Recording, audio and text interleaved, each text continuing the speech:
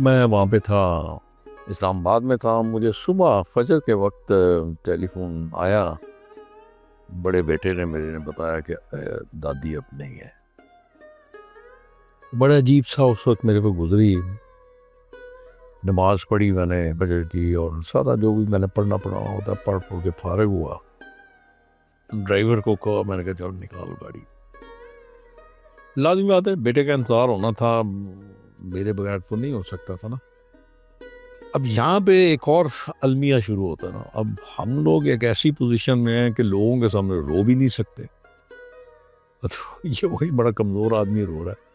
तो मैं गाड़ी में पीछे अकेला अकेला था, ड्राइवर था और मैं था। पीछे बैठ के खूब लाहौर तक रोया, ताकि सारा आंसू जो है ना वो निकल जाए। तो लोगों के सामने मैं एक अम, ऐसा बंदा सामने आए जो बड़ा मजबूत है। गम को, दर्द को सह सकता है।